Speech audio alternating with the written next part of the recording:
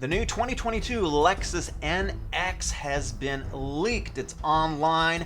We're going to take a look at it. We're going to compare it to the current NX. Let's get into it. There have been some spy photos of the NX out and about testing, so we know that it is coming pretty soon. It's going to be a 2022 model. And up until just a couple days ago, all we had was spy photos of the exterior. But now there's been a leak. Looks like this probably comes from Lexus Europe. It's not quite clear where this came from. Maybe it's an intentional leak, maybe not. It's hard to say how these things go down nowadays.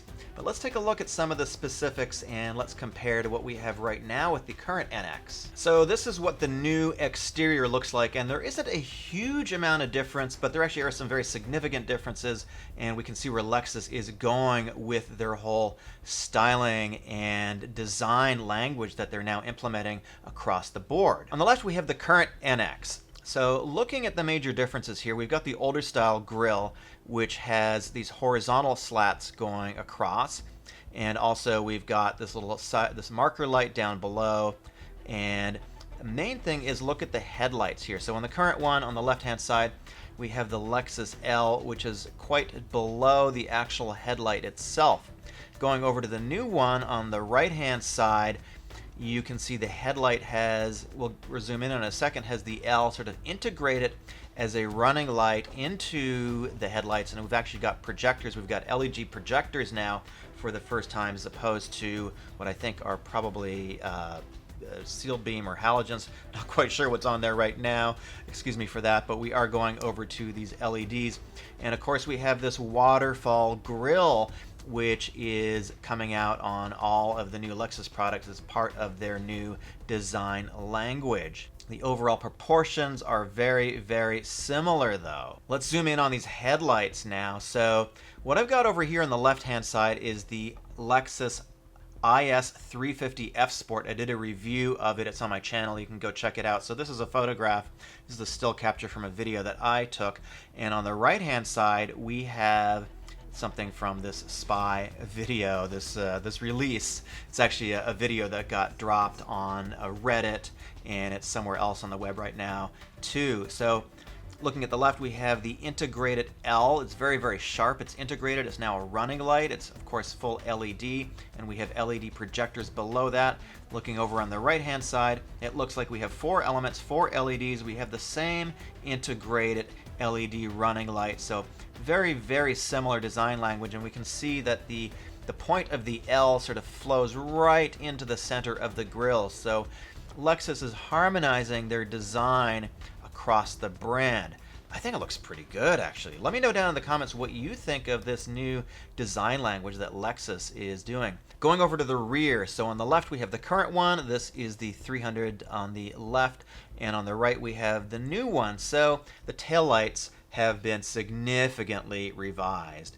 On the old one, we have the taillights that go partway into the tailgate. They're pointing at the logo.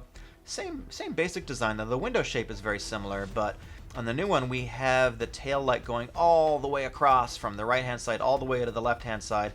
This continuous bar, this continuous LED strip, and then we have the Lexus L, which is emulated. It's sort of taken from the front and it's moved into the back. It's definitely sort of bringing the two sides of the car together, and it kind of makes it flow, makes it look a lot more elegant, I think. I think this overall just has a much cleaner, sleeker kind of design. We can see the cutout for the license plate has a sort of similar shape, but on the new one, it's a little bit more elegant. Let's compare it with the current IS. Here's the IS350.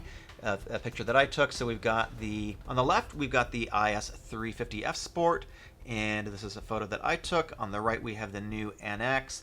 We can see that the taillight does go all the way across, this flowing element. It sort of unifies both sides of the car, really ties it together. And also the L on the IS, it's one continuous element with the L going into this cross LED strip. On the NX, we have 2 pieces there too. It's quite sort of quite Japanese looking, actually, if you ask me, and it's definitely something that Lexus is really developing, this new signature style. Looking at the side profile, here is where there is the least amount of difference right now. On the left, we've got the current one, obviously, Now looking at the C pillar, which is the last one before the tailgate, we have this very sharp line where the rear window meets into this sort of V shape, very distinctive. Below that we have this character line coming from the taillight into the arch over the rear wheel. Quite similar too. In the older one, the arch is quite pronounced, it's quite distinctive, and it sort of flows more in a square shape. On the new one, it seems to be a little bit less pronounced, and it sort of flows into the body a little bit more. We've also got this character line on the new one flowing from the front to the rear, and you can see that this, I think it's a reflection of light, but it sort of flows up into the arch of the window. Now the big differences are in the interior here. There is a big difference. This is a big update, and I think this is a very, very significant update. This is looking to me a whole lot better than what we have in the current one. So just looking on the left in the current one, we have this old school steering wheel that they've had for quite a while. I'm not the biggest fan of it. It's kind of chunky. And we have a relatively small media display on the center of the dash. Now, on the new NX, we have a much larger display. I'm guessing this is probably up to 12 inches, and it is canted toward the driver, which is sort of nice. Again, we have another L happening here. You can see it sort of flowing from the center console to the underneath the media display, another distinctive L. So they're bringing this L shape all into the Lexus design. The steering wheel looks a lot nicer. It looks a lot more modern. The buttons on it look much more smooth and refined. Let's sort of zoom in on the new one. The information display in front of the driver looks to be like we're getting a full LED dash. I can see that we have the whole safety suite here. We can see it's picking up the lines from the road, so it's going to have the lane departure thing. It's going to have the whole Lexus safety system, probably the newer version of it, the newest version of that. And I like the steering wheel. The steering wheel is quite revised from the current one. The buttons seem to be quite a bit bigger. They look a little bit flatter. They're a lot more stylized looking right now.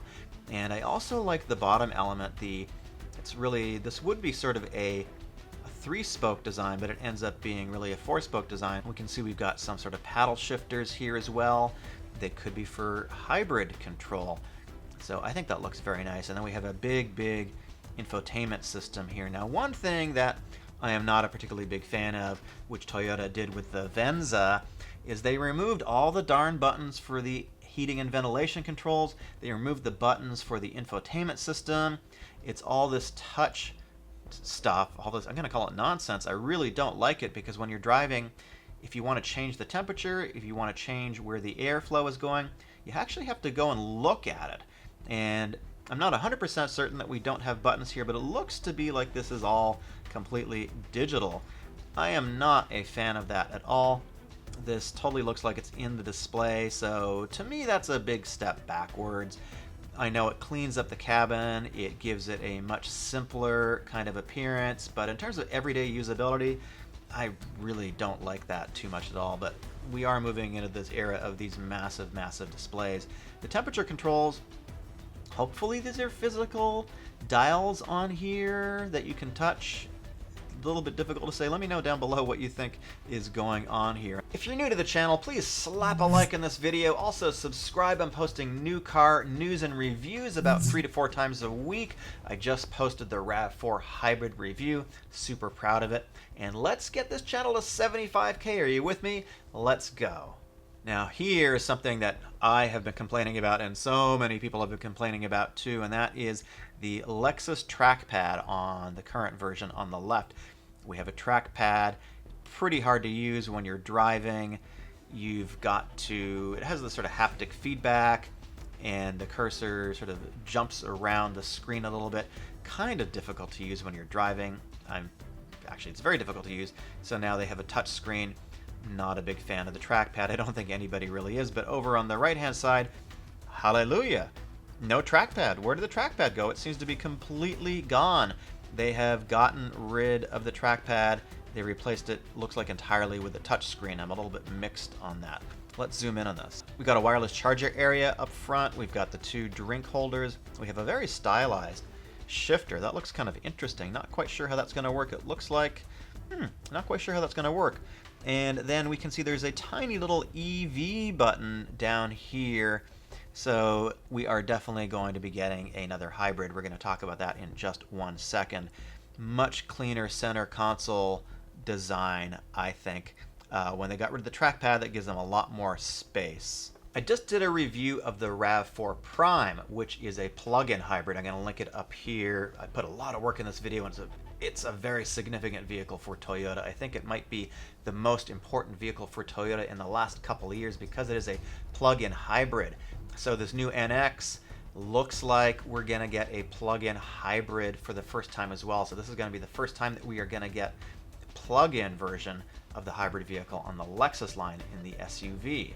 This is the TNGA K platform. This is shared with the RAV4, and I think that this is essentially going to be a RAV4 under the skin of this NX. Toyota obviously wants to save costs. They are moving everything over to this TNGA platform, and it just makes a whole lot of sense to have probably what is going to be the same power plant, the same drivetrain as well. So what are we expecting for power plants for the new NX? Well, it's not entirely clear, but taking a look at the specs of the current NX 300, you get a 235 horsepower engine. It is a 2-liter twin-scroll turbocharged, inline 4 of course, and it makes 258 pound-feet of torque. Powertrain is very likely to be the same as what we're getting in the Rav4 Prime, at least in the hybrid version, maybe the 450h. So, and up front we have a 2.5-liter dynamic force engine. It's a 4-cylinder, of course, and it makes 177 horsepower on its own, 165 pound-feet of torque.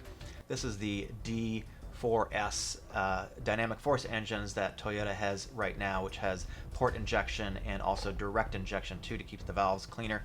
Very, very efficient engine. They've been bringing the dynamic force engine across their entire lineup over the last couple of years. Then up front we have an electric motor, 179 horsepower. The rear has 53 horsepower, and the torque up front is 199 and 89 in the rear. Total all combined, I'm not quite sure how Toyota does their math or Lexus does their math. It's 302 combined horsepower, but the vehicle is quite fast, let me tell you. My name is Eric, thanks for watching, and I'll see you in the next video.